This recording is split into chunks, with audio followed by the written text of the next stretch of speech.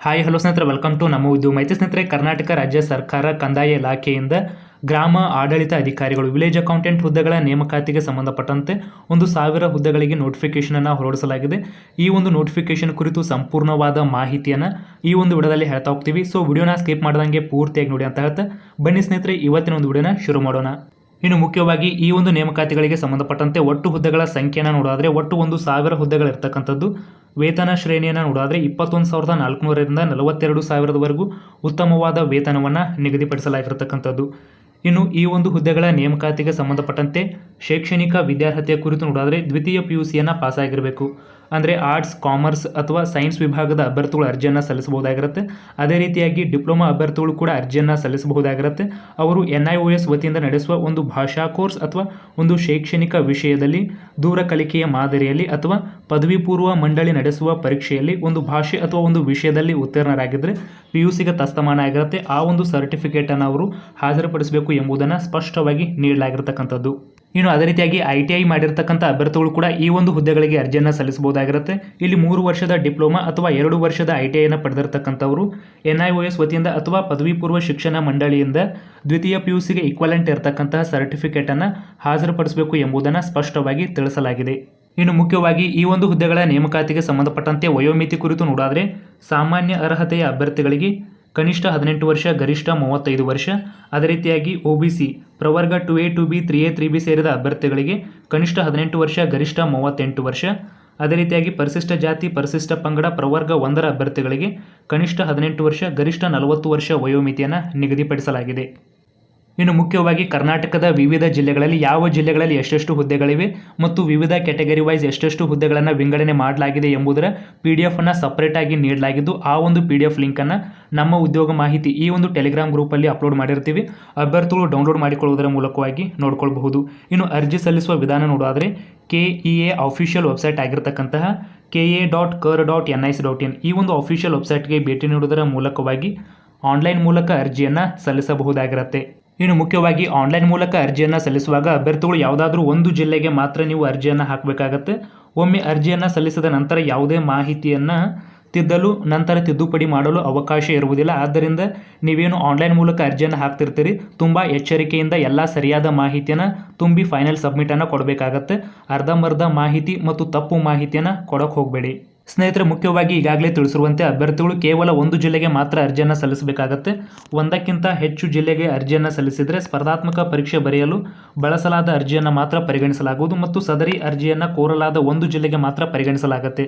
ನೀವೇನಾದರೂ ಮಲ್ಟಿಪಲ್ ಡಿಸ್ಟಿಕ್ಕಿಗೆ ಅರ್ಜಿಯನ್ನು ಸಲ್ಲಿಸಿದರೆ ಯಾವುದಾದ್ರೂ ಒಂದು ಡಿಸ್ಟಿಕ್ಕನ್ನು ಮಾತ್ರ ಪರಿಗಣಿಸಲಾಗುತ್ತೆ.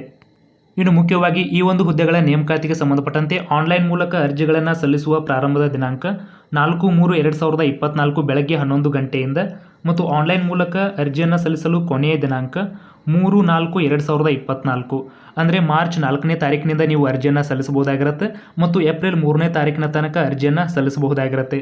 ಇನ್ನು ಶುಲ್ಕವನ್ನು ಪಾವತಿ ಮಾಡಲು ಕೊನೆಯ ದಿನಾಂಕ 6/4/2024 ಅಂದರೆ ಏಪ್ರಿಲ್ 6ನೇ ತಾರೀಕಿನವರೆಗೂ ಶುಲ್ಕವನ್ನು ಪಾವತಿ ಮಾಡಬಹುದು. ಇನ್ನು ಮುಖ್ಯವಾಗಿ ಈ ಒಂದು ಹುದ್ದೆಗಳ ನೇಮಕಾತಿಗೆ ಸಂಬಂಧಪಟ್ಟಂತೆ ಅರ್ಜಿ ಶುಲ್ಕದ ವಿವರವನ್ನು ನೀಡಲಾಗಿದ್ದು, ಸಾಮಾನ್ಯ ಅರ್ಹತೆ ಮತ್ತು ಇತರೆ ಪ್ರವರ್ಗಗಳು ಅಂದರೆ 2A, 2B, 3A, 3B ಸೇರಿದ ಅಭ್ಯರ್ಥಿಗಳಿಗೆ 750 ರೂಪಾಯಿ ಅರ್ಜಿ ಶುಲ್ಕವನ್ನು ನಿಗದಿಪಡಿಸಲಾಗಿದ್ದು, ಪರಿಶಿಷ್ಟ ಜಾತಿ, ಪರಿಶಿಷ್ಟ ಪಂಗಡ ಪ್ರವರ್ಗ 1 ಮತ್ತು ಮಾಜಿ ಸೈನಿಕ ಅಭ್ಯರ್ಥಿಗಳಿಗೆ ಮತ್ತು ಎಲ್ಲ ವಿಕಲಚೇತನ ಅಭ್ಯರ್ಥಿಗಳಿಗೆ 500 ರೂಪಾಯಿ ಅರ್ಜಿ ಶುಲ್ಕವನ್ನು ನಿಗದಿಪಡಿಸಲಾಗಿರುತ್ತೆ. ಇನ್ನು ಮುಖ್ಯವಾಗಿ ಈ ಒಂದು ಹುದ್ದೆಗಳ ನೇಮಕಾತಿಗೆ ಸಂಬಂಧಪಟ್ಟಂತೆ ಸ್ಪರ್ಧಾತ್ಮಕ ಪರೀಕ್ಷಾ ವಿಧಾನದ ಕುರಿತು ನೋಡೋದಾದರೆ ಆಫ್ಲೈನ್ ಮಾದರಿ OMR ಮೂಲಕವಾಗಿ ಈ ಒಂದು ಎಕ್ಸಾಮ್ಸನ್ನು ನಡೆಸಲಾಗುತ್ತೆ. ಅಂದರೆ ಯಾವುದೇ ರೀತಿ ಕಂಪ್ಯೂಟರ್ ಬೇಸ್ಡ್ ಎಕ್ಸಾಮಿನೇಷನ್ ಟೆಸ್ಟ್ ಇರೋದಿಲ್ಲ. ಪ್ರಮುಖವಾಗಿ ಮೊದಲಿಗೆ ಕಡ್ಡಾಯ ಕನ್ನಡ ಭಾಷಾ ಪರೀಕ್ಷೆಯನ್ನು ನಡೆಸಲಾಗುತ್ತೆ. ಪ್ರಮುಖವಾಗಿ ಇದು ಮಲ್ಟಿಪಲ್ ಚಾಯ್ಸ್ ಹೊಂದಿದ್ದು 150 ಅಂಕಗಳನ್ನು ಒಳಗೊಂಡಿರುತ್ತೆ. ಇದರಲ್ಲಿ ಅರ್ಹತೆಯನ್ನು ಪಡೆಯಬೇಕಾದರೆ ಕನಿಷ್ಠ 50 ಅಂಕಗಳನ್ನು ಗಳಿಸಬೇಕಾಗತ್ತೆ. ನೀವು 50 ಅಂಕ ಗಳಿಸಲಿಲ್ಲ ಅಂದರೆ ನೀವು ಆಯ್ಕೆಗೆ ಅರ್ಹರಾಗಿರುವುದಿಲ್ಲ. ಇನ್ನು ಮುಖ್ಯವಾಗಿ ಈ ಒಂದು ಕಡ್ಡಾಯ ಕನ್ನಡ ಭಾಷಾ ಪರೀಕ್ಷೆಯಲ್ಲಿ ನೀವು ಪಡೆದಿರ್ತಕ್ಕಂಥ ಅಂಕಗಳನ್ನು ಮೆರಿಟ್ಗೆ ಕನ್ಸಿಡರ್ ಮಾಡೋದಿಲ್ಲ ಎಂಬುದನ್ನು ಕೂಡ ಸ್ಪಷ್ಟವಾಗಿ ನೀಡಲಾಗಿದ್ದು, ಅರ್ಹತೆಗೆ ಸಂಬಂಧಪಟ್ಟಂತೆ ಮಾತ್ರ ಈ ಒಂದು ಕಡ್ಡಾಯ ಕನ್ನಡ ಭಾಷಾ ಪರೀಕ್ಷೆಯನ್ನು ನಡೆಸಲಾಗುತ್ತೆ. ಇನ್ನು ಗ್ರಾಮ ಲೆಕ್ಕಾಧಿಕಾರಿ ಹುದ್ದೆಗಳ ನೇಮಕಾತಿಗೆ ಸಂಬಂಧಪಟ್ಟಂತೆ ಏನು ಗ್ರೂಪ್ಸಿಗೆ ಸಿಲೆಬಸ್ ಇತ್ತು ಅದನ್ನೇ ಸಿಲೆಬಸನ್ನು ಕೂಡ ಇಲ್ಲಿ ಕೂಡ ಅಳವಡಿಕೆ ಮಾಡಿಕೊಳ್ಳಲಾಗಿರ್ತಕ್ಕಂಥದ್ದು. ಅಂದರೆ ಈ ಹಿಂದೆ ಇರತಕ್ಕಂತಹ ಸಿಲೆಬಸ್ ಇಲ್ಲ, ಪ್ರಮುಖವಾಗಿ ಕೆಲವೊಂದಿಷ್ಟು ಚೇಂಜಸ್ಗಳನ್ನು ಸಿಲೆಬಸ್ಸಲ್ಲಿ ಮಾಡಲಾಗಿರ್ತಕ್ಕಂಥದ್ದು. ಮುಖ್ಯವಾಗಿ ಈ ಒಂದು ಸ್ಪರ್ಧಾತ್ಮಕ ಪರೀಕ್ಷೆಯು 2 ಪೇಪರ್ಗಳನ್ನು ಒಳಗೊಂಡಿರತಕ್ಕಂಥದ್ದು. ಪ್ರಶ್ನೆ ಪತ್ರಿಕೆ 1 ಮತ್ತು ಪ್ರಶ್ನೆ ಪತ್ರಿಕೆ 2.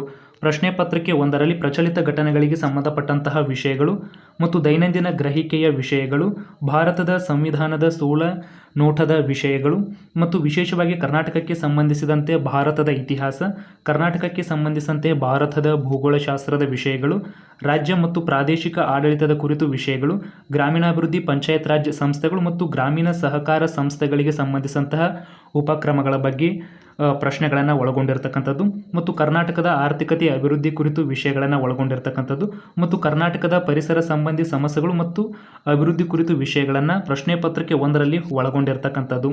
ಇನ್ನು ಪ್ರಶ್ನೆ ಪತ್ರಿಕೆ 2ರಲ್ಲಿ ಈಗಾಗಲೇ ಕಮ್ಯುನಿಕೇಷನ್ ಪೇಪರಲ್ಲಿ ತಿಳಿಸಿರುವಂತೆ ಸಾಮಾನ್ಯ ಕನ್ನಡ ಇರತಕ್ಕಂತಹದ್ದು, ಸಾಮಾನ್ಯ ಕನ್ನಡ ಮತ್ತು ಸಾಮಾನ್ಯ ಇಂಗ್ಲಿಷ್ ಪ್ರಶ್ನೆ ಪತ್ರಿಕೆ ಇರತಕ್ಕಂಥದ್ದು ಮತ್ತು ಕಂಪ್ಯೂಟರ್ ಜ್ಞಾನದ ಪ್ರಶ್ನೆಗಳು ಪ್ರಶ್ನೆ ಪತ್ರಿಕೆ 2ರಲ್ಲಿ ಇರತಕ್ಕಂಥದ್ದು. ಪ್ರತಿಯೊಂದು ಪ್ರಶ್ನೆ ಪತ್ರಿಕೆಯು 100 ಅಂಕಗಳನ್ನು ಒಳಗೊಂಡಿರ್ತಕ್ಕಂಥದ್ದು, ಬಹುಮಾದರಿಯ ಆಯ್ಕೆಯ ಪ್ರಶ್ನೆಗಳನ್ನು ಒಳಗೊಂಡಿರುತ್ತೆ. ಅಂದರೆ ಮಲ್ಟಿಪಲ್ ಚಾಯ್ಸ್ ಕ್ವಶನ್ಸ್ ಅನ್ನು ಹೊಂದಿರತಕ್ಕಂಥದ್ದು. ಇನ್ನು ಎಕ್ಸಾಮ್ ಡ್ಯೂರೇಷನ್ ಬಗ್ಗೆ ನೋಡೋದಾದರೆ ಪ್ರತಿಯೊಂದು ಪ್ರಶ್ನೆ ಪತ್ರಿಕೆಯನ್ನು ಉತ್ತರಿಸಲು 2 ಗಂಟೆಗಳ ಕಾಲ ಕಾಲಾವಕಾಶವನ್ನು ನೀಡಲಾಗುತ್ತೆ. ಇನ್ನು ಸ್ಪರ್ಧಾತ್ಮಕ ಪರೀಕ್ಷೆಗೆ ಸಂಬಂಧಪಟ್ಟಂತಹ ವಿವರವಾದ ವೇಳಾಪಟ್ಟಿಯನ್ನು ಪ್ರಾಧಿಕಾರದ ಅಧಿಕೃತ ವೆಬ್ಸೈಟ್ನಲ್ಲಿ ಪ್ರಕಟಿಸಲಾಗುತ್ತೆ ಎಂಬುದನ್ನು ತಿಳಿಸಲಾಗಿರತಕ್ಕಂಥದ್ದು. ಇನ್ನು ಅದೇ ರೀತಿಯಾಗಿ ಈಗಾಗಲೇ ತಿಳಿಸಿರುವಂತೆ ಈ ಒಂದು ಹುದ್ದೆಗಳಿಗೆ ಸಂಬಂಧಪಟ್ಟಂತಹ ಸ್ಪರ್ಧಾತ್ಮಕ ಪರೀಕ್ಷೆಯನ್ನು OMR ಮಾದರಿಯಲ್ಲಿ ಆಫ್ಲೈನಲ್ಲಿ ನಡೆಸಲಾಗುತ್ತೆ. ಯಾವುದೇ ರೀತಿ ಕಂಪ್ಯೂಟರ್ ಬೇಸ್ಡ್ ಎಕ್ಸಾಮಿನೇಷನ್ ಟೆಸ್ಟ್ ಇರುವುದಿಲ್ಲ. ಇನ್ನು ಅಭ್ಯರ್ಥಿಗಳು ಈ ಒಂದು ಹುದ್ದೆಗಳಿಗೆ ಆಯ್ಕೆಯನ್ನು ಹೊಂದಬೇಕಾದ್ರೆ ಕನಿಷ್ಠ 35ರಷ್ಟು ಅಂಕಗಳನ್ನು ಪಡೆಯಲೇಬೇಕಾಗತ್ತೆ. ಸ್ನೇಹಿತರೆ, ಮುಖ್ಯವಾಗಿ ಇಲ್ಲಿ ಅಭ್ಯರ್ಥಿಯು ಕನಿಷ್ಠ ಅರ್ಹತೆಗಾಗಿ ಪಡೆಯಬೇಕಾದ ಅಂಕಗಳನ್ನು ನೀಡಲಾಗಿದ್ದು 35% ಅಂದರೆ ಕೆಲವೊಂದಿಷ್ಟು ಅಭ್ಯರ್ಥಿಗಳು ಕೆಲವೊಂದಿಷ್ಟು ಕ್ಯಾಟಗರಿಯಲ್ಲಿ ತುಂಬ ಲೀಸ್ಟ್ ಮಾರ್ಕ್ಸನ್ನು ಪಡೆದರೂ ಕೂಡ ಸೆಲೆಕ್ಟ್ ಆಗ್ತಿರ್ತಾರೆ. ಈ ನಿಟ್ಟಿನಲ್ಲಿ ಅವರು ತುಂಬಾ ಲೀಸ್ಟ್ ಮಾರ್ಕ್ಸನ್ನು ಪಡೆದ್ರೆ ಸೆಲೆಕ್ಟ್ ಆಗೋದಿಲ್ಲ. ಸೊ ಸೆಲೆಕ್ಟ್ ಆಗಬೇಕಾದ್ರೆ ಕನಿಷ್ಠ 200 ಅಂಕಗಳಲ್ಲಿ 35%ರಷ್ಟನ್ನಾದರೂ ಅವರು ಗಳಿಸಿರಲೇಬೇಕಾಗತ್ತೆ. ಆವಾಗ ಮಾತ್ರ ನೀವು ನೇಮಕಾತಿಯ ಪ್ರಕ್ರಿಯೆಗೆ ಸಂಬಂಧಪಟ್ಟಂತೆ ಅರ್ಹತೆಯನ್ನು ಹೊಂದುತ್ತೀರಿ. ಇನ್ನು ಮುಖ್ಯವಾಗಿ ಈ ಒಂದು ಸ್ಪರ್ಧಾತ್ಮಕ ಪರೀಕ್ಷೆಯಲ್ಲಿ ಋಣಾತ್ಮಕ ಮೌಲ್ಯಮಾಪನ ಅಂದರೆ ನೆಗೆಟಿವ್ ಮಾರ್ಕಿಂಗ್ ಕೂಡ ಇರತಕ್ಕಂಥದ್ದು. ಸ್ಪರ್ಧಾತ್ಮಕ ಪರೀಕ್ಷೆಯ ಪ್ರಶ್ನೆ ಪತ್ರಿಕೆಗಳಲ್ಲಿನ ಪ್ರತಿಯೊಂದು ಪ್ರಶ್ನೆಗೂ 4 ಪರ್ಯಾಯ ಉತ್ತರಗಳನ್ನು ನೀಡಲಾಗಿದ್ದು ಅಭ್ಯರ್ಥಿಯು ಯಾವುದಾದ್ರೂ ಒಂದು ಸರಿ ಉತ್ತರವನ್ನು ಮಾತ್ರ ಆಯ್ಕೆ ಮಾಡಬೇಕು. ಪ್ರತಿ ತಪ್ಪು ಉತ್ತರಕ್ಕೆ 4ನೇ ಒಂದು ಭಾಗ ಅಂದರೆ 0.25 ಅಂಕಗಳನ್ನು ಕಳೆಯಲಾಗುತ್ತೆ ಎಂಬುದನ್ನು ತಿಳಿಸಲಾಗಿರ್ತಕ್ಕಂಥದ್ದು. ನೀವೇನಾದರೂ ಒಂದು ಪ್ರಶ್ನೆಯನ್ನು ತಪ್ಪು ಮಾಡಿದ್ರೆ ಸರಿ ಉತ್ತರದ 0.25 ಅಂಕವನ್ನು ಕಳೆಯಲಾಗುತ್ತೆ ಎಂಬುದನ್ನು ಸ್ಪಷ್ಟವಾಗಿ ತಿಳಿಸಲಾಗಿದೆ.